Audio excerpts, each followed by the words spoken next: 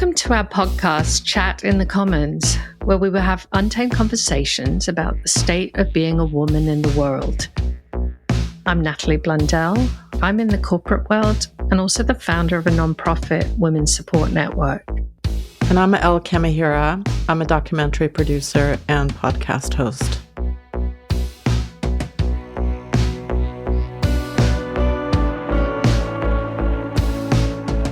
Welcome back to episode 2.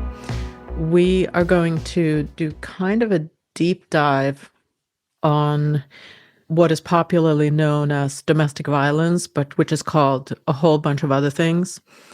By way of background, both of us, and I'll speak for myself, I've spent a lot of years researching and documenting in the domestic violence field, interviewed shelter workers and advocates of every stripe and activists of every kind and scholars, and of course, victims and also perpetrators, actually.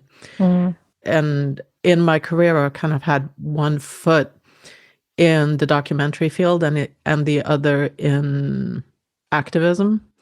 In fact, Natalie and I first became friends working on the International Coercive Control Conference. That's right. Yeah. And you've had your own view into the domestic abuse field. Yeah, I kind of fell into it. It's nothing I personally experienced or was part of my childhood or any of that.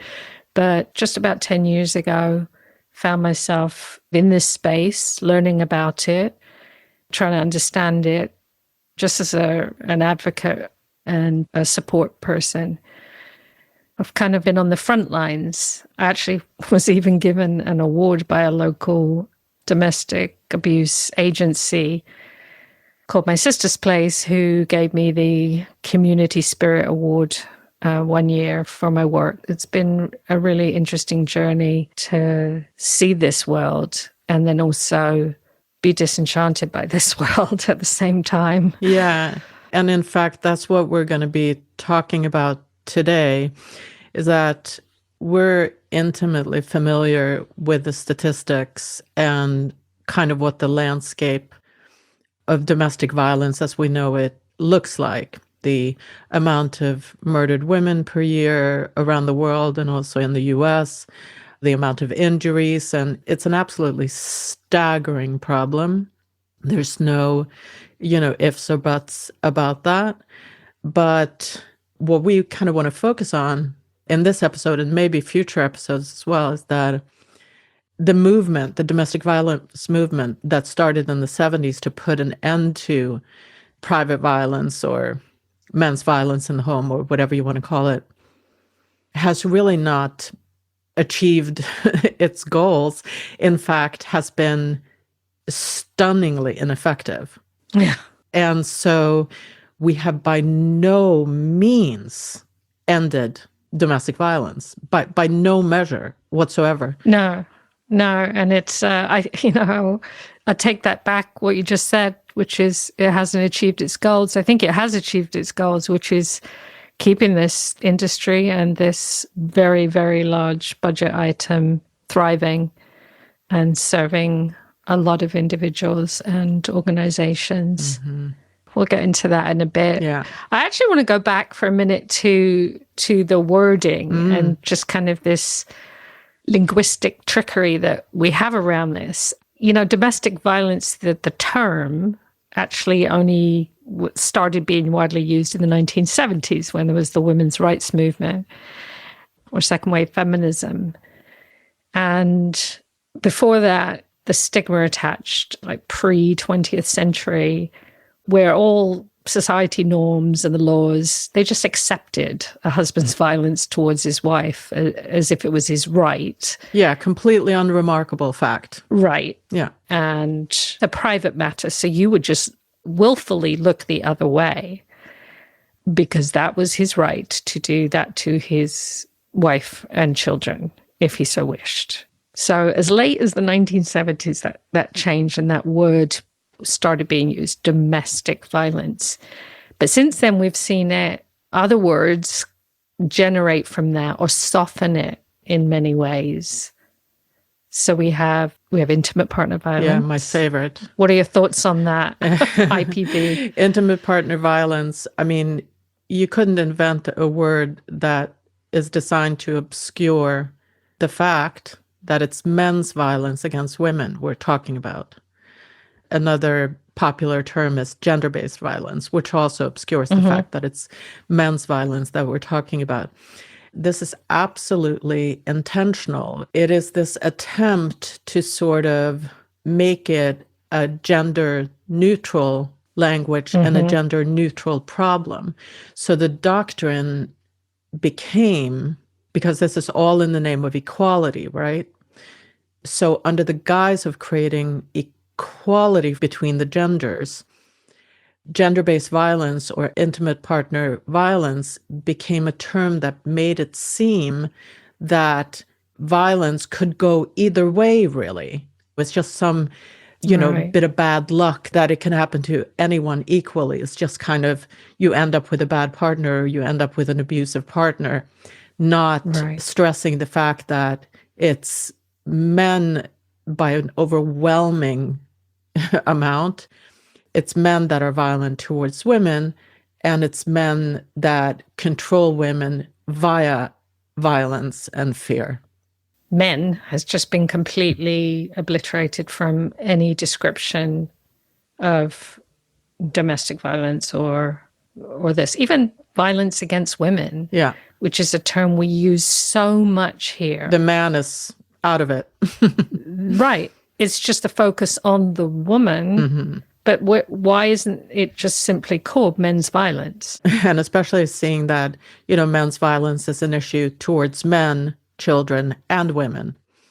Violence against women make it sound like it has no agent. And that's kind of how we treat it. It's like a woman is punched or have her bones broken or have her lip split open. But we don't talk about who did it, who owns the fist that did that. Right. And I think we see this so clearly in reporting. So journalists, the way they report on femicides or familicides or sexual assaults, any of it, they again seem to protect the perpetrator.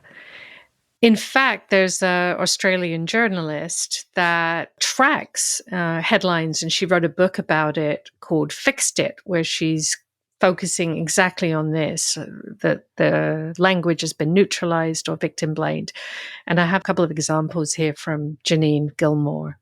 So the headline read, "Woman on Tinder date allegedly gang raped after National Rugby League match." So this headline completely erases that the men who were allegedly gang raping a woman, and it puts all the focus on her actions, specifically her choice to meet men on Tinder.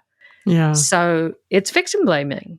And Janine had rewritten that to read, 4 men on trial for allegedly gang raping a woman after National Rugby League match.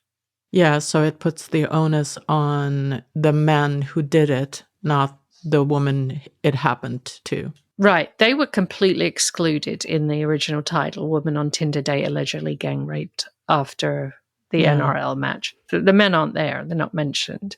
Yeah. Yeah. And I have another one for you too. So this was the headline in the Cairns Post. Man arrested on 21 charges after date goes horribly wrong. Yeah. So she crosses out the date goes horribly wrong and she rewrites it to say man arrested on 21 charges after he allegedly raped, bashed, choked, and robbed a woman.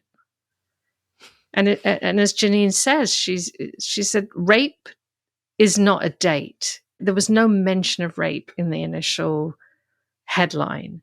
Yeah, and gone horribly wrong sounds again like back to the bad luck idea that, is just like a terrible mishap. Sure.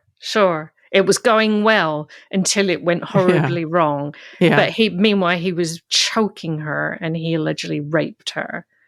So they replaced these very important words of violence and rape, and they replace it with the date goes horribly wrong.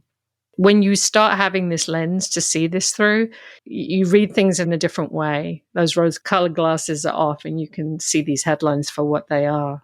Most headlines, I would say, do this, kind of bury the perpetrator and makes it seem like something terrible happened to the woman, but, we're not sure by whom. It's a mystery. It's a mystery. Yeah. And it makes it all so tolerable and palpable, like really, really violent and horrific things.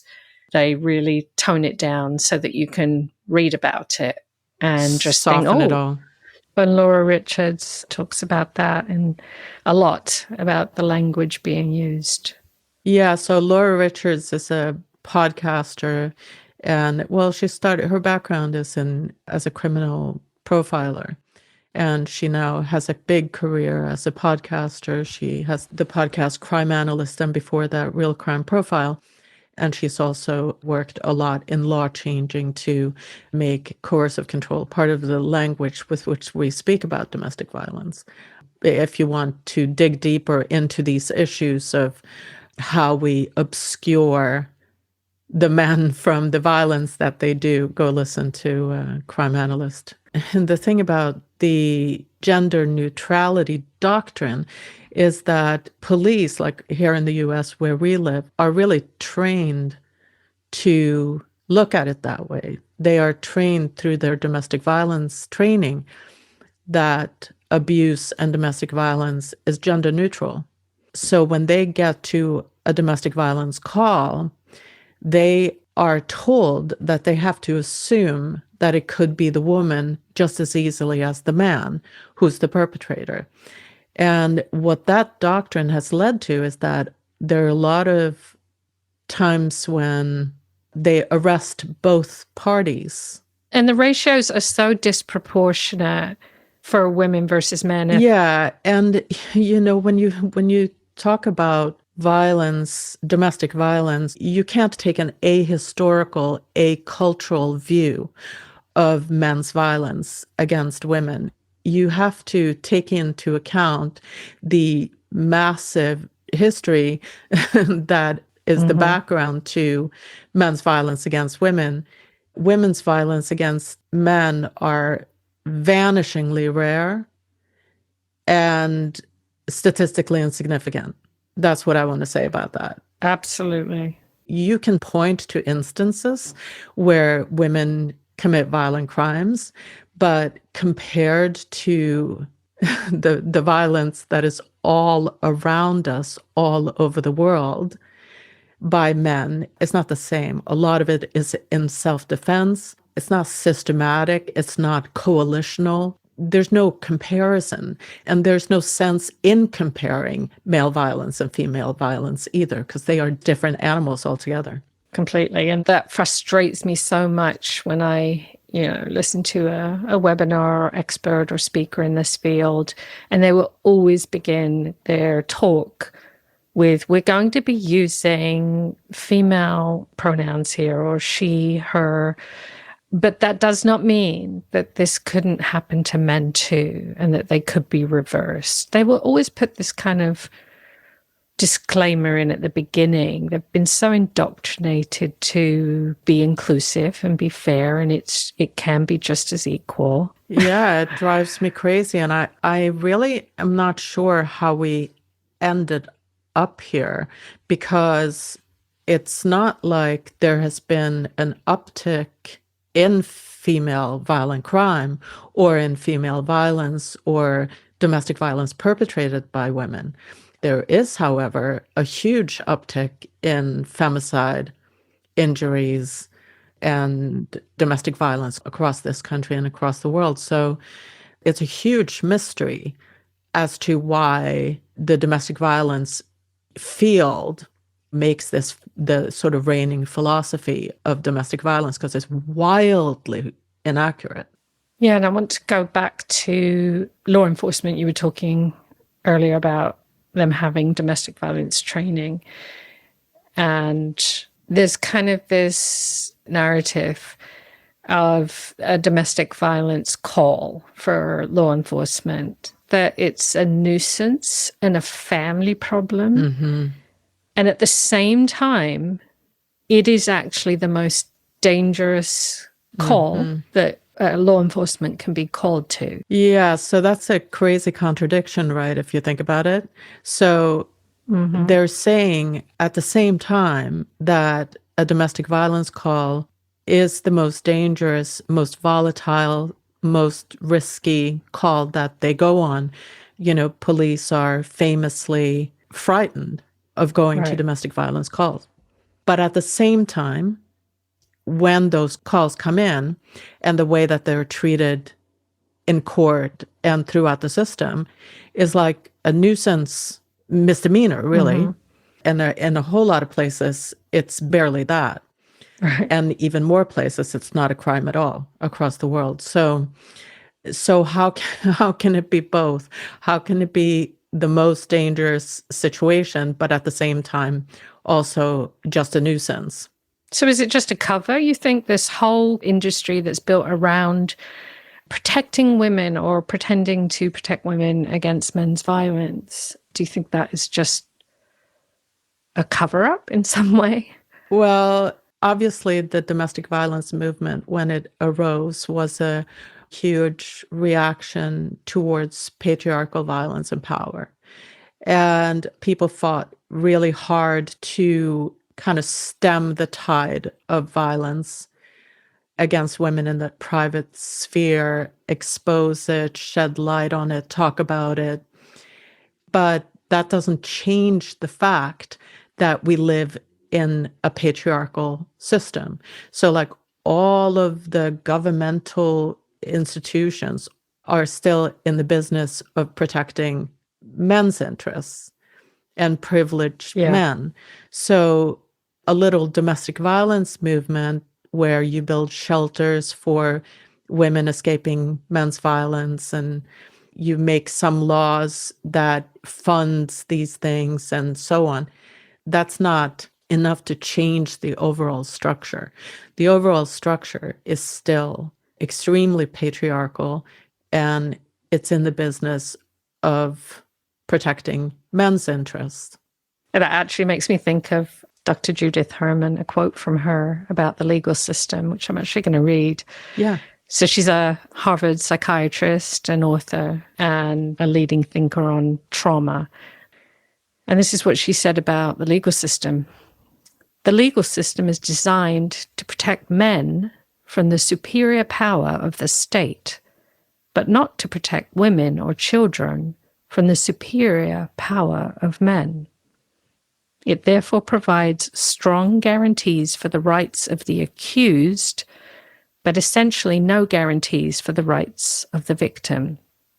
If one set out by design to devise a system for provoking intrusive post-traumatic symptoms, one could not do better than a court of law. That actually reminds me of what Grant Wyeth writes about, which is very related. Grant Wyeth is an Australian journalist who writes a lot about the relationship between state violence and domestic violence. And those are actually much more related than you might think. I'm going to read something from him, actually, as a sort of addition to what you just read of Judith Herman. The state has a clear self-interest in solving this vast, persistent, and appalling abuse, yet it chooses not to. Or the attempts that it does make are weak and very often ineffectual, band-aid solutions that are mostly directed at the effects of domestic violence rather than the causes. This poses the question as to why the state tolerates such mass violence and what are the assumptions and reasoning that guides this perspective. As its own self-interested entity, the state is also wary of men's passions being directed at itself through the collective emotions of political violence. So to insulate itself, as well as enhance public security, the social contract gave men a domain of their own, the household, a place where men's lust for dominance could exert itself with the hope of limiting it to within these four walls. That's terrifying. And that is what we're dealing with. And that is what the domestic violence field cannot change and have not changed and is powerless to change. Right. Because they are in the business of just dealing with taking care of women who flee the most Correct. violent situations, but they're not in the business of changing the structure that created this problem in the first place. 100%. And as I really dug into learning more about VAWA, that was my big conclusion.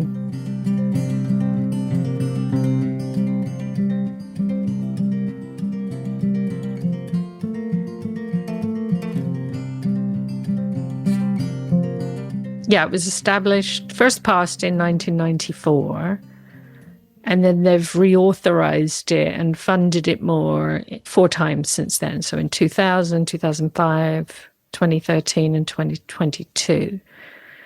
And so initially, there were 3 main items that why the Violence Against Women Act was passed. And it was to improve legal protections, increase access to services for victims, and hold offenders accountable. Nowhere in there was prevention. Nowhere. When you start out by creating just a response to an issue without looking at the epidemiology of why it happened and how they can stop it happening, then I think that VAWA will always be just this. It will be the response to men's violence. That's right. Not the prevention of men's violence. And everyone believes that VAWA is like our hope and solution. And so it gets a massive budget now. When they first approved it, it got 26 million, which was a lot in 1995. That had to be distributed out to the states. And I'll talk a little bit about that, how they had to distribute that in a second. So 26 million when it started. And last year, it's now up to 255 million. That's just going to resources for once the violence has happened. So it's a massive, massive budget item. I mean, sure, it's not in the billions. It's not on level with defense or space exploration or anything that the country... No, but it's a lot of money. Yeah. It's a lot of money, but the country deems way more other issues more important, getting to Mars and things like that. So every state, like they receive a base of 600,000, but then according to their population, they can receive more funding and they have to account for it, you know, and they have to apply for grants. So who can apply for these funds? It's like domestic abuse shelters, victim abuse providers. Then you've got hospitals and churches, schools and tribal programs. They can all get money, and they do. Mm-hmm. Then you have like the judicial, so you've got law enforcement and courts and legal service providers, even the prosecutor's office, they can receive funding and do. And then you have family justice centers or transitional housing, cultural program centers. So a lot of different areas are depending on this federal funding. They can also get state funding. They also get private funding as well. So it's a massively lucrative industry that is providing a lot of jobs and income, status. If we solve domestic violence, there's a lot of people looking for work. We sarcastically call it the DV industrial complex. If you create a huge bureaucracy like you just described, where you have bureaucrats and administrators and psychologists in every sort of position in every state, in every town, in every country, shelter workers, you know, it's an enormous infrastructure that's all built to respond to men's violence against women in the home sphere. Right. In an organization or infrastructure such as that, when a bureaucracy is created, they work in order to keep the organization's status quo. Right. I want to take a second just to pause and I guess like a little disclaimer here. Yeah. We're not discounting the incredible work and the need for these abuse centers to exist to help those women and children that are in need at the time, the worst time of their life or when they're in crisis. Yeah, unfortunately, they're very necessary. Right. They are. So it's not saying they're useless and they're self-serving, No. even though I did say they're self-serving. They do need to exist, and there does need to be federal funding and state funding to respond to that. I think where we're coming from is saying it cannot be the only items to use this huge budget for. And the breakdown, basically, they're mandated from any federal money that they have to give 85% to victim services, law enforcement, prosecutors, and the courts. 85%. Those are all response items. The remaining 15%, they can allocate at their discretion. There's no mandatory outlined by VAWA to receive VAWA money to go towards education and prevention. Mm. And I look carefully through their annual report and their 180-page report that they produce every couple of years. It's not there. I think the public should be concerned about that. Yeah, and also that, I think there are plenty of aspects to the DV industrial complex that should be criticized. For one, it is customary and accepted that when there's violence in the home, the woman should escape, should leave with the children. And yes, that is yes. Not only is she made to be the responsible party to save herself and her children from the man's violence. So that's one. So she has to exit the home, which often is a tremendous blow to her economy and her life and the life of her children. Their lives are disrupted. She no longer has a home. It may affect her work schedule, may affect the children's schooling. So why is it not customary to remove the abuser from the home? Right. And put him in a bunker. In a hidden home. Yeah, put him in the bunker with the other perpetrators that do this, and they have a stay away order or, the ankle bracelet or something until their case is heard, until they go through the court system. She's whisked away. She's disrupted. Very often when they go into shelter, they have to relinquish their cell phones. They're cut off and isolated from the outside world because they don't want them being tracked to where they are. That's right. It's incredibly traumatizing. After the trauma they were exposed to in the home, now they're being protected by the system and given the shelter that's re-traumatizing. And then just wait till you get inside the courtroom where you have to face your abuser in either a family court or criminal court. Then that's where things go completely upside down, where, especially in family court, if you end up there, and they're going to kind of ignore the domestic violence and say, well, he didn't hurt the children. So, you know what? You've got to try to work things out between the two of you. And he's got to have access to the children. And then you go through years, sometimes a decade of re-traumatization again. Yeah. So again, somehow it's the most dangerous situations for police to even approach a domestic violence situation.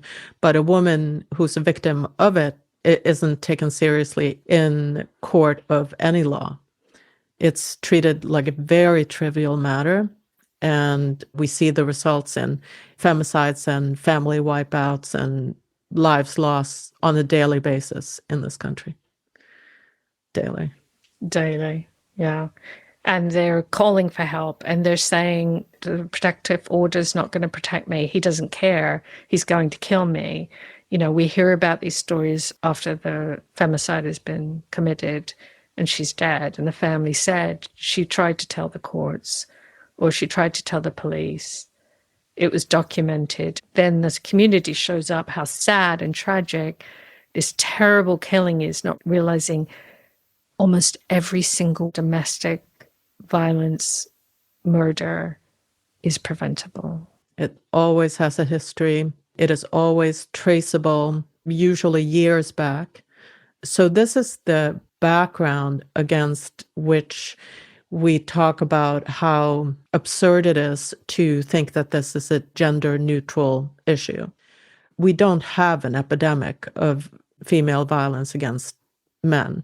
It's non-existent. It's non-existent. And so to have a whole DV field that operates and talks about this issue as if it's a gender equal or gender neutral issue is very, very, very offensive and very frustrating. What do we do with the men? What do we do with them? We just lock them up? Well, the current situation is that they are not being punished. A lot of people say incarcerating people doesn't solve the problem. You cannot incarcerate your way out of this problem. But my argument would be we don't know because we've never done that. We have never tried that. On a large scale, maybe here or there. Not on any scale. The amount of domestic violence offenders, only the very worst of the worst get charged, let alone prison time. It is very rare, less than 1%. So you can tell me all day long that punishing domestic violence offenders doesn't deter or doesn't solve the problems, but we have never tried that, so we don't know that. I wonder if there is a country that has done that and succeeded well. Yeah, I don't know either. But I mean, if you're talking about accountability, then you have to create sanctions that are real. Agreed. There has to be some payment or punishment for the bad deeds. And if that doesn't happen, let's talk real talk about abusers' techniques. You know, what they do have in common is that they're extremely manipulative. They hide their intentions. They have a very detailed playbook. And they're eerily similar, as if it is a blueprint. And it's part of their DNA, because you can have abusers all over the world, don't know each other, and they act and speak the same way, use the same kind of language. It is fascinating. It is fascinating. You can take a man from China or Australia or Sweden or America, and they use the exact same strategy. You know, make excuses or lie about their behavior or try to avert justice in the exact same way. Their behavior is identical. It's really violence by the men, you know. We're all taught, be careful when you're out, have your wits about you as a woman, stranger danger, all that. No, we're not really raised to learn and understand everything that can happen in those four walls in that man's castle. We started the last episode with that we are in an awakening of sorts. For us, this is part of that awakening, and to sort of break down the pretenses of what we've been conditioned to believe in many ways, and a lot of just falsehoods that are confusing. It's like kind of cognitive dissonance a little bit, where kind of look around at femicide and familicide and mass shootings. 80% of mass shootings in this country begin with domestic violence. That's so high. Yeah. You know, a huge percentage of mass shootings begin with the killing of family members. So it's not just violence in the home. They literally kill somebody in the home and then go out and kill outside? Correct. Wow. So, and usually that history goes way back. So it is domestic violence that is contained within the home, and then it spills over into society. So, you know, we see all of this. We observe this with our eyes and ears and read the news, etc. and then yet we're told something different. Yeah, I think it's it's a lot of gaslighting as well, because the news will always report domestic violence case or even a familicide where they kill the whole family. This is an isolated incident. There's no danger to the public. That gives us then this false sense that it's just a guy that went off the rails, the bad luck idea again. Wow, happens to other people. Yeah. Not here, not my partner. I don't think that we can ignore and not connect the dots anymore. And we're being told, don't connect those dots, you lot over there. Don't do that. You're fine. Everything's fine. And it's not true. No, it's not true. And it's easy to do the hand-wringing and sort of vilify that crazy, psychotic man who shot his whole family. It's easy to vilify after the fact and then feel safe because that couldn't possibly happen to you. And they also try to make up or find quickly a motive. Like she just left him, or they were going through a divorce, or he lost his job, or something to make you feel a little more settled that it isn't just men's violence and control over the family. Right, that there is a plausible explanation, an acceptable explanation. Yes. Yeah. And meanwhile, we just continue on accepting an enormous cost to society, an enormous cost to women and children, and an enormous cost to our general welfare. Yeah. And why is that? Why do we accept and continue to accept this kind of suffering at such mass levels? Yeah, that's the question. And look the other way. Is it just that old stigma where it was the private matter? We're not going to look too closely at it. Absolutely. Violence has been just like an acceptable means by which men control women. And until we grapple with that big problem, that women have the right to live, independently on their own volition, not as a use for men, but as full human beings with their own life fates and destinies, is going to continue on as is.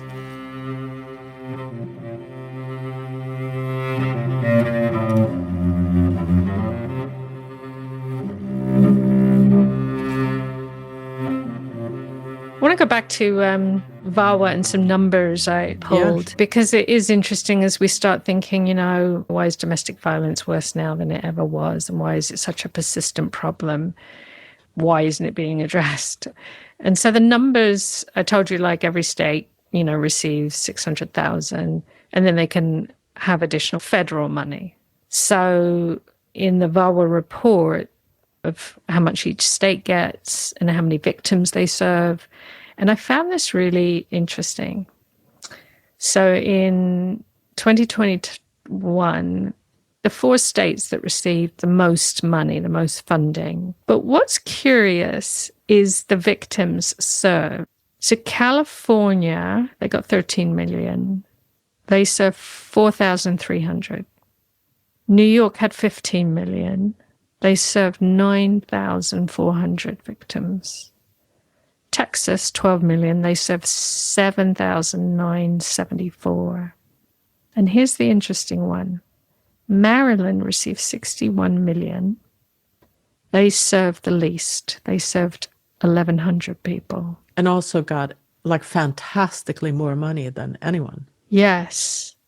And then they break it down for you where they use the money, where they use that in each of the different areas they're supposed to use it. Maryland was really the only state that puts it really, really heavy on law enforcement and the courts. Mm. Whereas everyone else is victim services. They're all responding. They're putting all their money into law enforcement and courts, and they have the lowest number of victims. So if anyone's doing anything preventive, it looks like Maryland is doing interesting. That. If we have listeners out there who wants to look into this, I'd love to know where that money is going and what it's doing. Exactly. Are they actually getting more cases with outcomes that are more about the accountability of the perpetrator. Be interesting. You know what? I just thought about Maryland as well, and when some of that funding and it may be working. That's where Dr. Jacqueline Campbell is from. She's Johns Hopkins. She works as professor there, and she got given for her PhD a project to find like what's the number one killer in Maryland and understand why it's happening and what you can do to prevent it. She went and found out it was actually domestic violence. Mm-hmm. That was the number one killer. And she created the danger assessment tool, which is a form and a training for law enforcement that go over 10 questions. And it's from years of studying thousands and thousands of cases. She found out what they all had in common initially, you know, when they were called for a domestic call before the femicide, what happened, what were the similar signs. So she was able to create a tool that has probably saved thousands of lives now. Can you talk a little bit more about like what the tool is and what the kind of critical questions are? Because I think this is like fascinating stuff because it's pattern recognition. Yeah, just give me a minute. I'll pull it up. Okay, so she created this in 2003, the danger assessment tool. And she found that there were certain risk factors, several risk factors that were associated with the increased risk of homicide in relationships. The assessment asks an initial 5 questions, and then they can go on to ask more, depending if how you answer those first 5. These are the questions. Has the physical violence increased in severity or frequency over the past year? Has your partner or ex-partner ever used a weapon against you or threatened you with a weapon? Do you believe your partner is capable of killing you? Has your partner ever tried to choke or strangle you or cut off your breathing? And is your ex-partner violently and consistently jealous of you? Now, there are other factors that then go into, does he own a gun? Have you left him after living together during the past year? Is he unemployed? Has he ever been arrested for domestic violence? This one's interesting. Do you have a child that is not his? That's a high risk marker. Does he control most of your daily activities? So they're looking for coercive control there. Those are so interesting. What I find the most interesting part is that it is wholly focused on the perpetrator rather than the victim. Yes, yes. And actually, Laura Richards did create her DASH model in the UK, which is widely used. Domestic abuse, stalking, harassment, and honor-based violence. She created that in 2009. And that is taught to law enforcement over the UK and widely used as well as a preventative measure. And what is so great about these women's work, and many others, of course, is that they are turning their attention to the abuser and the abuser's behavior and patterns and creating powerful risk assessment tools for victims and law enforcement, of course, and other agencies to understand the level of danger, the level of risk the victims are in. Yeah, pivot to the perpetrator. Pivot to the perpetrator. As our friend Christine Cocciola says.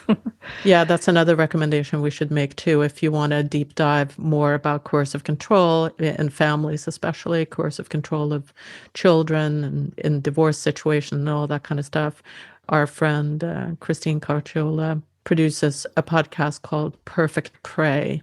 That's a great resource. Yeah, and actually Evan Stark was her mentor in her work, and Evan Stark really kind of, I think, opened the public's eyes to these other types of abuse beyond the violent incident model. Yeah, I think we should dedicate a whole episode to the whole subject matter of coercive control. Like Christine often says, coercive control is the foundation to domestic violence. There's a lot to talk about what coercive control is and defining it and kind of explaining its rise, but also all the legislation that is attempting to address coercive control as part of domestic abuse. Yeah. Again, kind of with the language. So there are organizations and they all pop up about, our mission is to end domestic violence.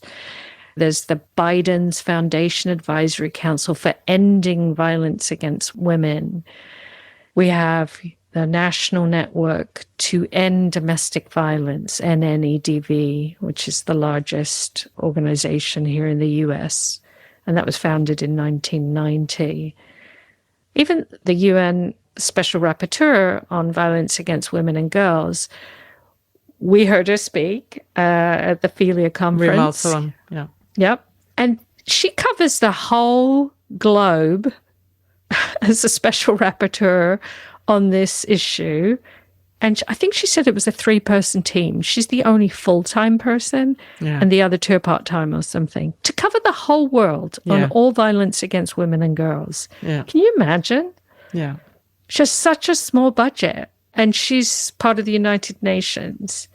I think it's down to men's violence against women is so normalized and so part of the fabric of life that we almost don't see it as the massive problem that it is, because it's just part of our everyday. I think there's just acceptance. This is how it's going to be. We can't imagine a world without it, I don't think. But we'll continue talking about it and all the ways in which it's normalized. With NNEDV, I had a quick look at because I come from a financial background. So I was like, I'm really curious what their annual report states. Their budget in 2022, which is their most latest report, was 9.6 million. They're kind of a coalition with lots of people underneath them. That's a lot of income. So they get about 3 million from the government. They get 2.5 million from foundation support and 2 million from corporate support. So I was like, well, who's sponsoring? Like, what kind of corporations and foundations are sponsoring and giving this kind of money? And so they're very grateful to their program partners, which includes Airbnb, Bread Financial, the Foundation of American College for Trial Lawyers. They definitely have an interest, don't they, to keep things going. Match Group, as in the dating company. Oh, boy. And Ring, that was another big sponsor, the camera security system. So think about the marketing too and the kind of crossover. And the only one I didn't really see on there was like some kind of law enforcement league or foundation or something, because police are some of the worst offenders of domestic abuse. And then we call them to come help us. And if you're in a small town or something, there's a brotherhood and a protection that they're going to have over their own.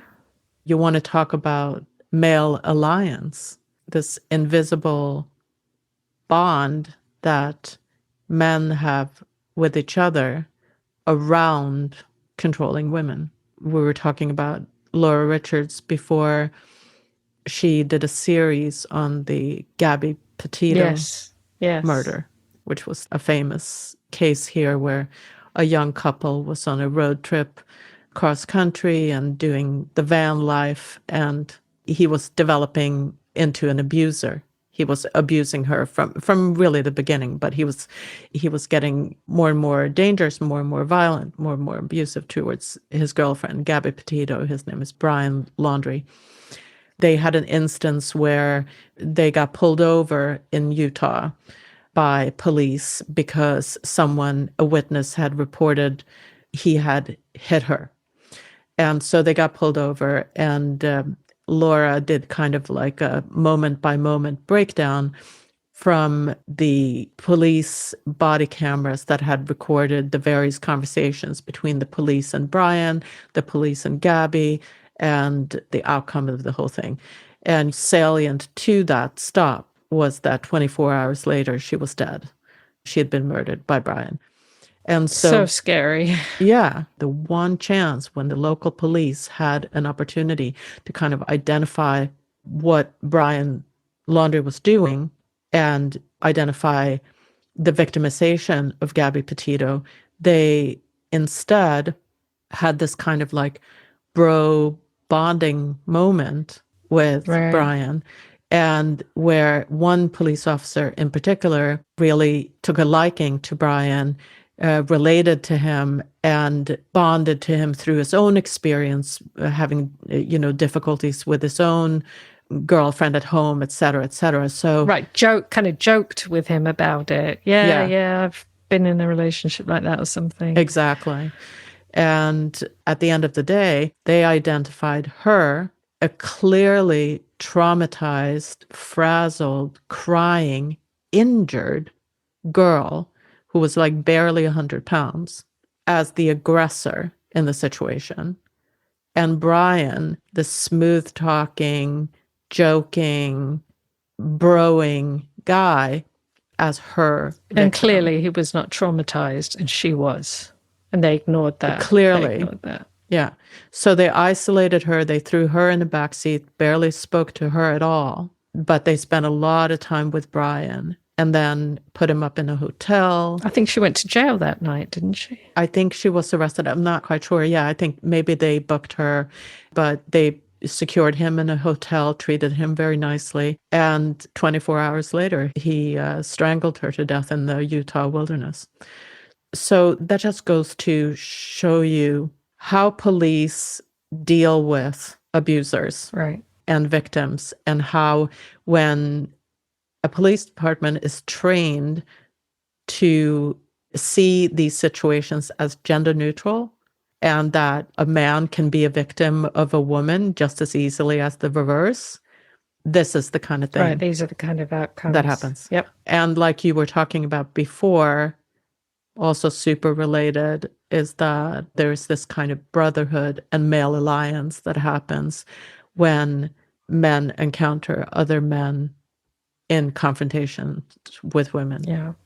And I think we see that at the next level of the law and order path. If it's not with the law enforcement, then you're going to have the same thing happen inside courtroom. There's an immediate alliance that happens between men, an immediate sympathy towards each other against whatever woman is causing them trouble. Right. Whatever claim she's making, she's more of a threat because we don't want to jeopardize in any way the man's reputation.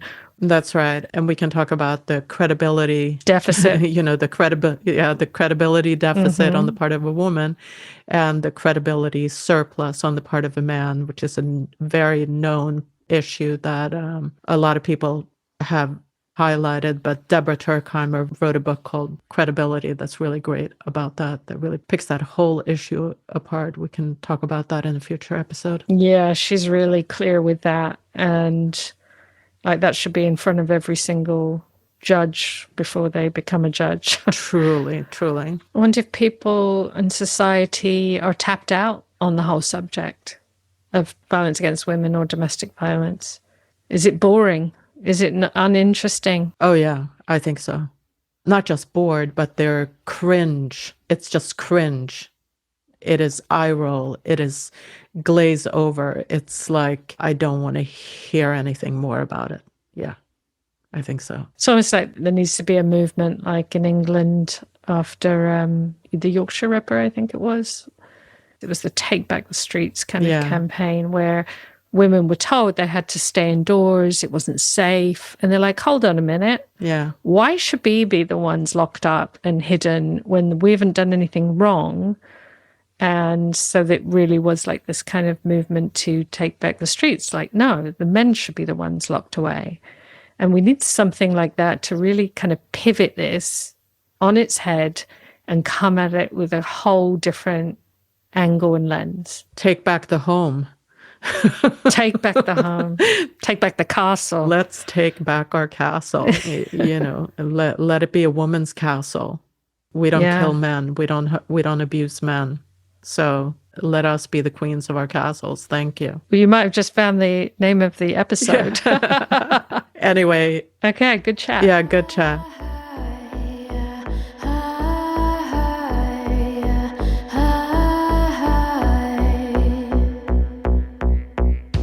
Thank you for listening to Chat in the Commons. We would love to hear from you about anything we talked about on this episode.